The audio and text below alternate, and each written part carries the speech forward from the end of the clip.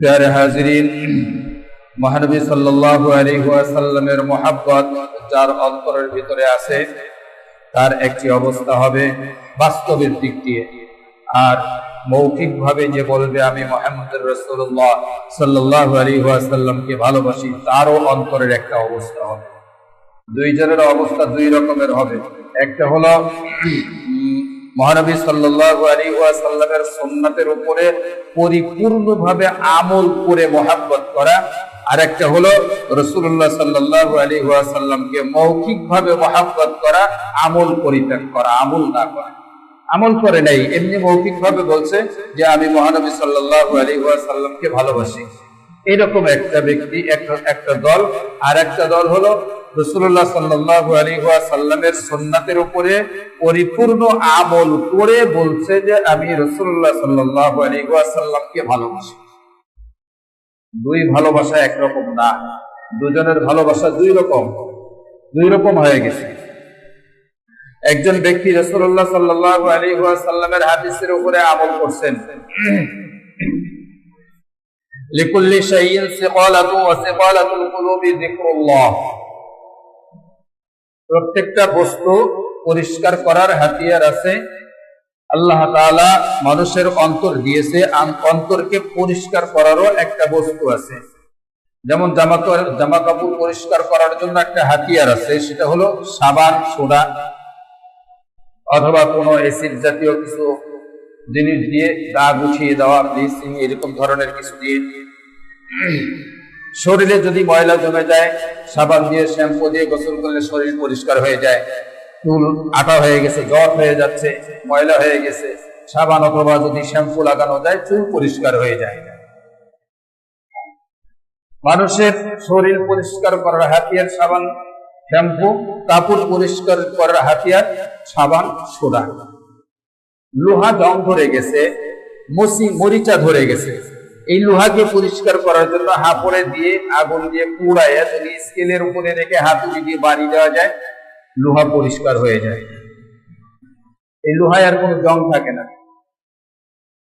সবগুলো পরিষ্কার করার হাতিয়ার আছে। অন্তরের ভিতরে যদি বেধি জমে যায়, কলবের ভিতরে যদি বেধি জমে যায়, তাহলে এই বেধি তো পরিষ্কার করার একটা হাতিয়ার আছে, একটা যন্ত্র আছে। লিকুল্লি শাইইন সিকালাতু ওয়া সিকালাতুল কুলুবি যিকরুল্লাহ। আল্লাহ রাসূল সাল্লাল্লাহু আলাইহি ওয়াসাল্লাম বলেন, প্রত্যেকটা বস্তু যেমন পরিষ্কার করার হাতিয়ার আছে, মানুষের দেহের ভিতরে একটা কলব আছে, এই কলবটাকে পরিষ্কার করারও একটা হাতিয়ার আছে। এই কলবটাকে পরিষ্কার করার হাতিয়ার হলো আল্লাহ পাকের জিকির। জিকির যত বেশি করা যাবে, কলব তত বেশি পরিষ্কার হয়ে যাবে। আর যদি জিকির করা না যায়, তাহলে কলবের ময়লা জং দূর হবে না। মুহাদ্দিসিন ইকরামগণ ব্যাখ্যা করেছেন, কলবটা হলো একটা আয়নার পাত্র স্বরূপ, স্বচ্ছ একটা গ্লাস। এই স্বচ্ছ গ্লাসের উপরে যদি একটা ময়লা আবরণ পড়ে যায়, অল্প একটা ধুলাবালির একটা আবরণ পড়ে যায়, চেহারার দিকে যদি আয়নার দিকে যদি তাকানো যায়, চেহারাটা ঝাপসা দেখা যাবে।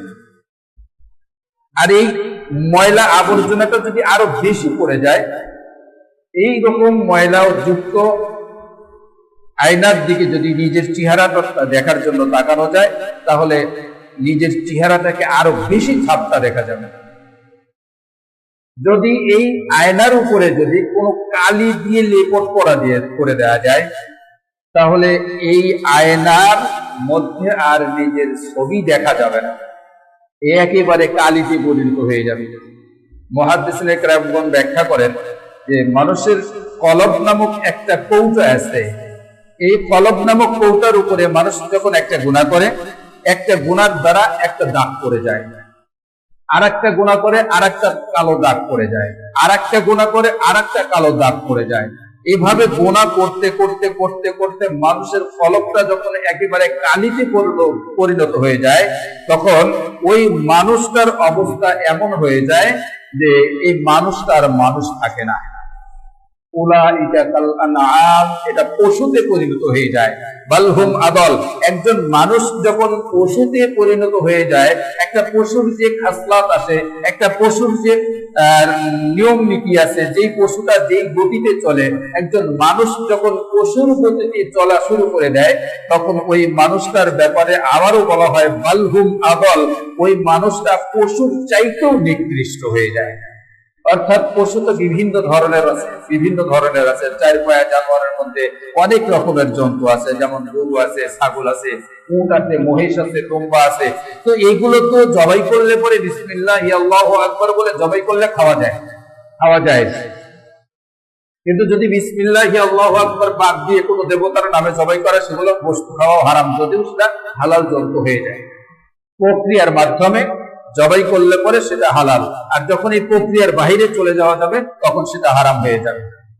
একজন মানুষ যখন গুনাহের কাজ করতে করতে এই মানুষটার ভিতরে মানুষত্ব বোধটাকে মানুষটা যখন ভুলে যায়, নিজেকে যখন সে হারিয়ে ফেলে যে আমি আমাকে চিনতে পারছি না, এমন একটা পরিস্থিতিতে যখন মানুষটা চলে যায়, ওই মানুষটা তখন শুয়োরের চাইতেও খারাপ হয়ে যায়।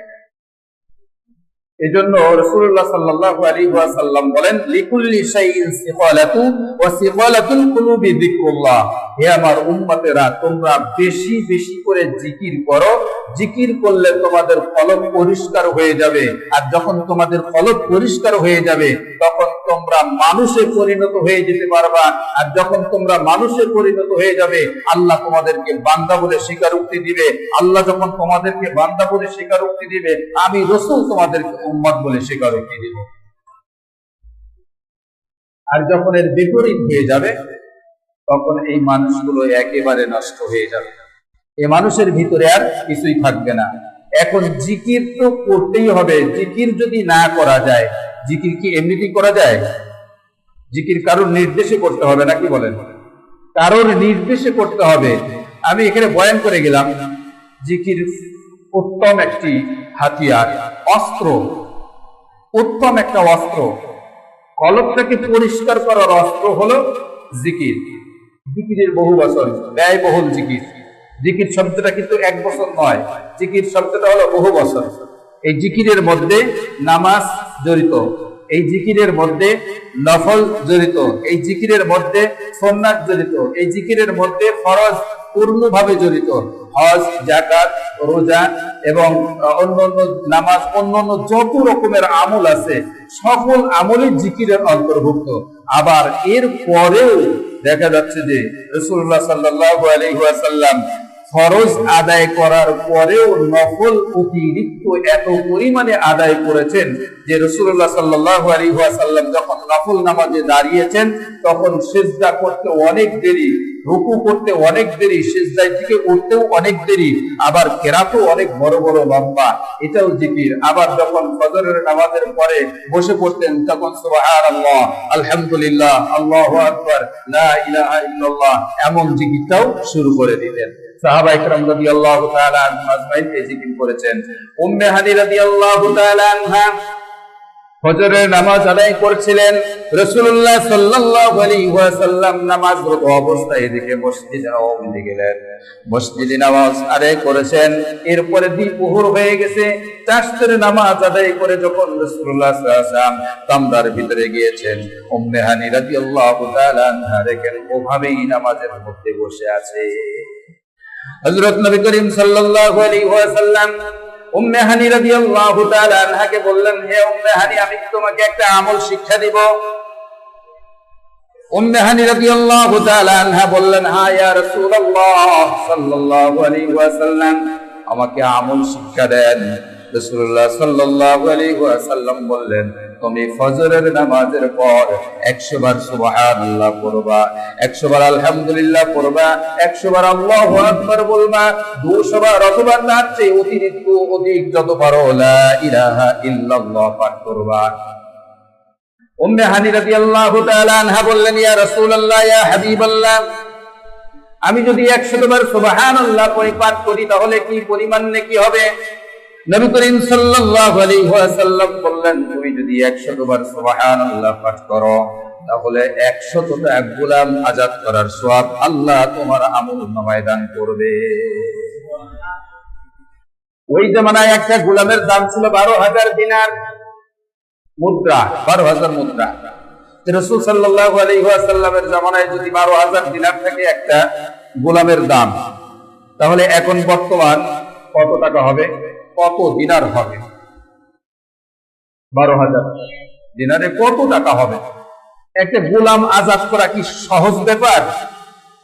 অথচ অল্প সময়ের মধ্যে সুবহানাল্লাহ সুবহানাল্লাহ সুবহানাল্লাহ মুহাব্বতের সাথে আল্লাহ পবিত্র, আল্লাহ পবিত্র, আল্লাহ সবচাইতে পবিত্র, আল্লাহর চাইতে পবিত্র আর কিছুই নাই, এরকম ধ্যান খেয়ালের সাথে যদি কোনো ব্যক্তি সুবহানাল্লাহ 100 বার পাঠ করে, মুহাব্বত আল্লাহর সাথে এত গভীর হয়ে যাবে, আল্লাহ রাব্বুল আলামিন খুশি হয়ে তার আমল নামায় 100 গোলাম আজাদ করার সওয়াব দান করে দিবে।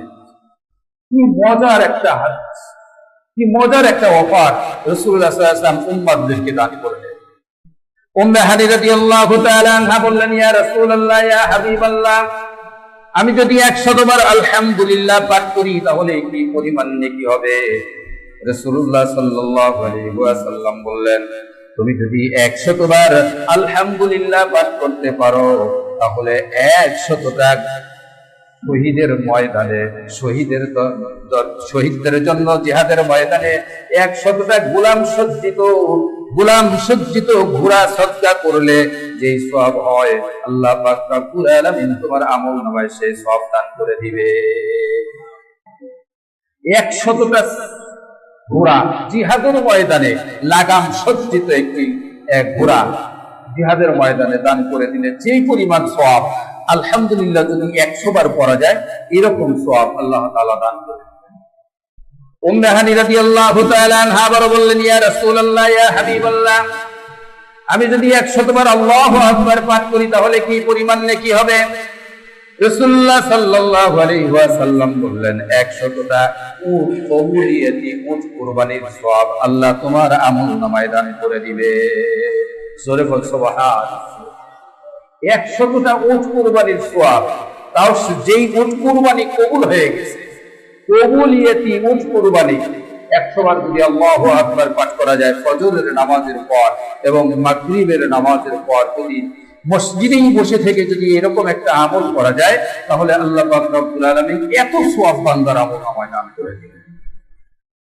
সময় বেশি লাগবে না, অল্প সময়। আখলিস দীনাকা ইয়াকফিকাল আমালুল কালিল, ইখলাসের সাথে মুহাব্বতের সাথে অল্প অল্প যদি আমল করা যায় আল্লাহ তাআলা এই আমল নাজাতের জন্য যথেষ্ট করে দিবেন। উম্মে হানি রাদিয়াল্লাহু তাআলা আনহা আবার বললেন, ইয়া রাসূলুল্লাহ, ইয়া হাবিবাল্লাহ, আমি যদি 100 বার লা ইলাহা ইল্লাল্লাহ পাঠ করি তাহলে কি পরিমাণ নেকি হবে? রাসূলুল্লাহ সাল্লাল্লাহু আলাইহি ওয়াসাল্লাম বললেন, এই আসমান থেকে জমিন পর্যন্ত যত ফাঁকা জায়গা দেখতেছ, এই ফাঁকা জায়গাটুকুন যদি স্বর্ণ এবং রূপা দ্বারা ভরপুর করে দেওয়া হয়, আর এই স্বর্ণ রূপার মালিক যদি একজনকে বানিয়ে দেওয়া হয়, আর সেই ব্যক্তি এই সম্পূর্ণ স্বর্ণ এবং রূপা যদি জিহাদের ময়দানে সদকা করে দেয়, এতে যে সওয়াব হবে এর চেয়ে উত্তম সওয়াব আল্লাহ তাআলা তোমার আমলনামায় দান করে দিবে। জোরে বল সুবহানাল্লাহ। কত সওয়াব আল্লাহ তাআলা দান করে দিবেন। এই বসা বেশি থেকে বেশি 20 মিনিট সময় লাগবে। এই আমলের জন্য যদি কোনো বান্দা বসে বেশি থেকে বেশি 20 মিনিট সময় লাগবে। 20 মিনিটের মধ্যে এত নেকি বান্দার আমলনামায় জমা হয়ে যায়। রাসূলুল্লাহ সাল্লাল্লাহু আলাইহি ওয়াসাল্লাম হাদিস বর্ণনা করেছেন, উম্মতে মুহাম্মাদের জন্য স্পেশাল অফার দিয়েছেন। এতটুকুন যদি আমল আমার বান্দারা, আমার উম্মতেরা করতে পারে তাহলে আমার উম্মতদের নেকির পাল্লা এত পরিমাণে ভারী হয়ে যাবে যে কিয়ামতের ময়দানে বান্দা জানতেই পারবে না যে এত সওয়াব আমার আমলনামায় জমা হয়েছে। বান্দা কল্পনাও করতে পারবে না, এত সওয়াবের মালিক হয়ে গেছে। রাসূলুল্লাহ সাল্লাল্লাহু আলাইহি ওয়াসাল্লাম সাহাবায়ে কেরাম রাদিয়াল্লাহু তাআলা আনহুম আজমাইনদেরকে আমল শিক্ষা দিলেন। সাহাবায়ে কেরাম রাদিয়াল্লাহু তাআলা আনহুম আজমাইন তাবিঈনদেরকে আমল শিক্ষা দিয়েছেন, তাবিঈনগণ তাবিঈনদেরকে আমল শিক্ষা দিয়েছেন, তাবিঈনগণ আল্লাহ মুজতাহিদিনকে আমল শিক্ষা দিয়েছেন। এভাবে উলামায়ে কেরাম থেকে কিয়ামত পর্যন্ত আমল প্রচার হইতে থাকবে। কিয়ামতের ময়দানে যে সমস্ত মানুষগুলো নেকিবিহীন হাসরের ময়দানে উপস্থিত হয়ে যাবে, আল্লাহ তাআলা যখন তাদেরকে বলবেন, ফেরেশতারাও যখন তাদেরকে বলবেন, তোমাদের কাছে কি কোনো সংবাদ বাহক যায় নাই, কোনো ঘোষণা দেয় নাই?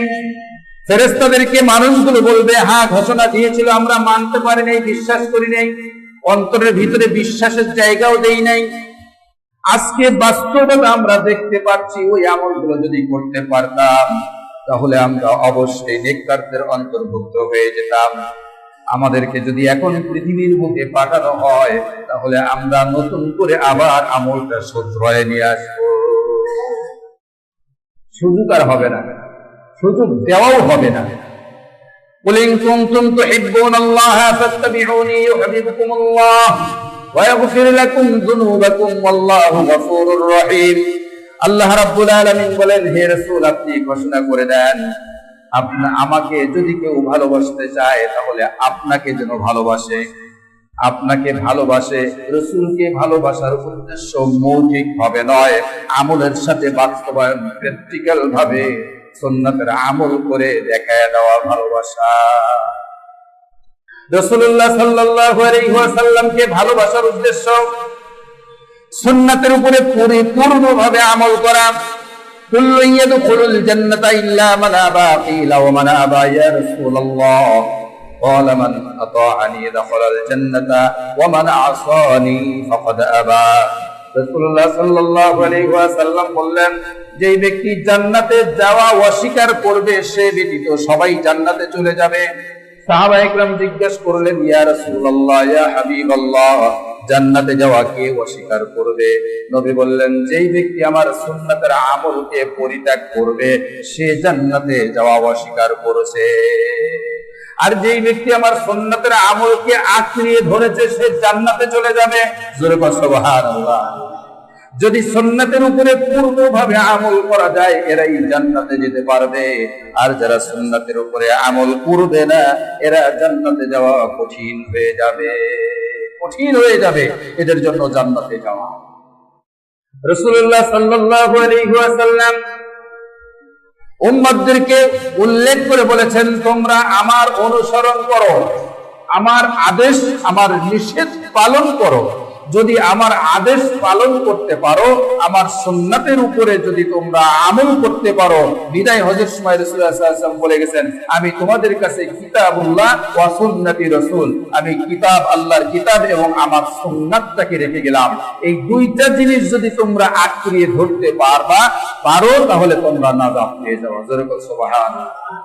এখানে বলা হয় নাই যে রাসূলুল্লাহ সাল্লাল্লাহু আলাইহি ওয়াসাল্লাম এমনটা বলে নাই যে আমার হাদিস এবং আল্লাহর কালাম, এটা বলা হয় নাই। কিতাবুল্লাহি ওয়া সুন্নতি রাসূল, আমার আল্লাহর কিতাব এবং আমার সুন্নাত। হাদিসের ব্যাখ্যা আছে, বিভিন্ন রকমের ব্যাখ্যা আছে, অনেক ব্যাখ্যা আছে। কোন হাদিস কিন্তু সুন্নাত নয়, আবার কোন হাদিস এবং সুন্নাত উভয়টাই।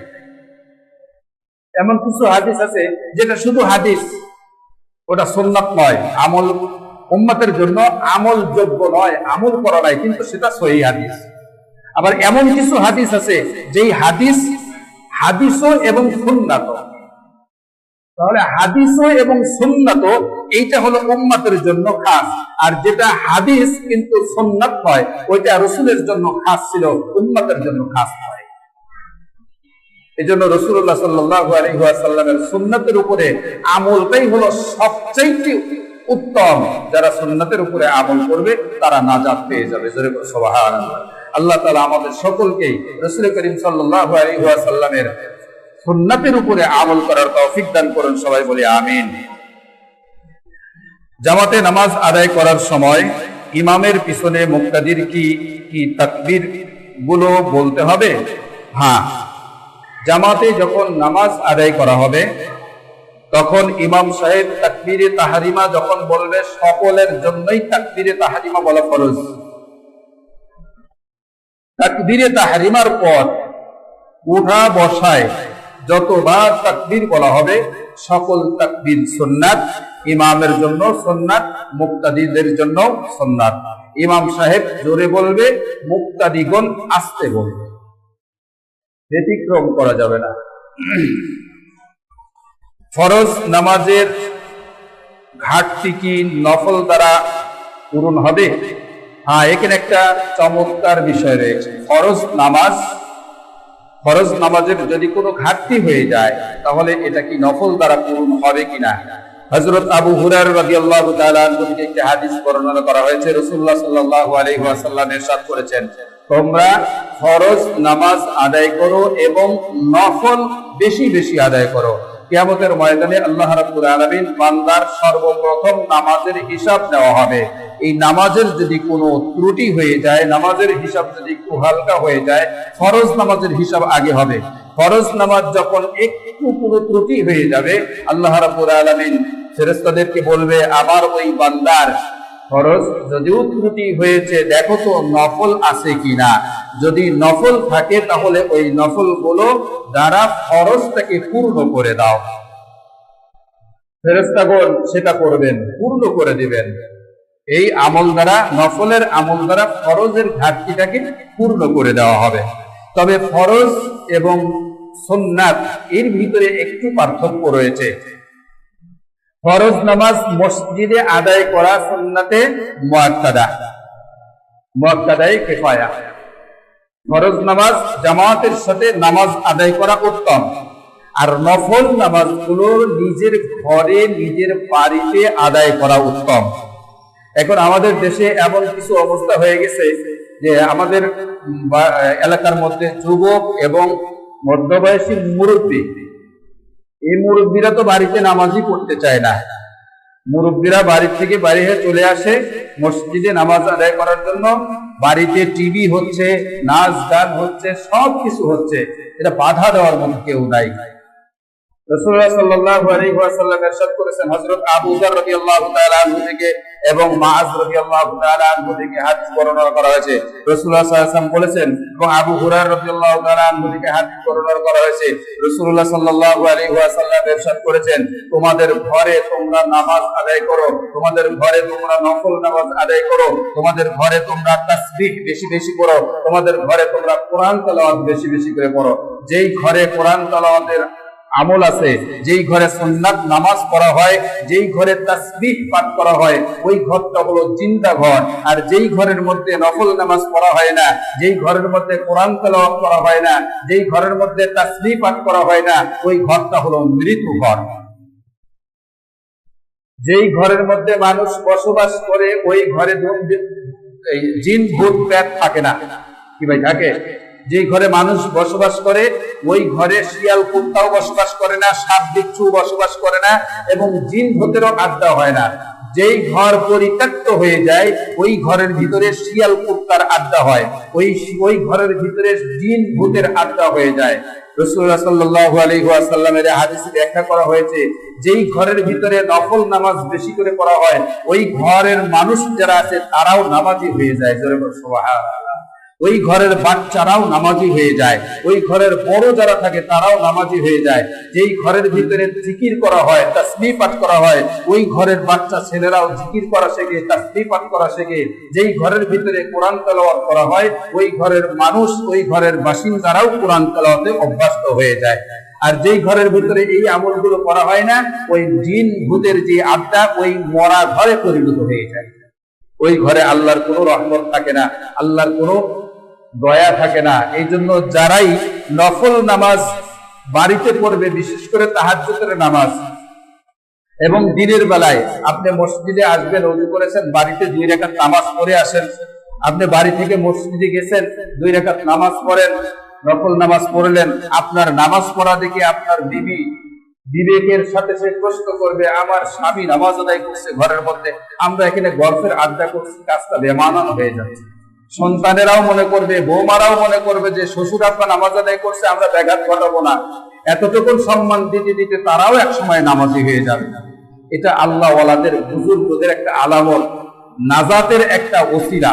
এজন্য আমরা যারাই নফল নামাজ বাড়িতে বেশি বেশি করে আদায় করব।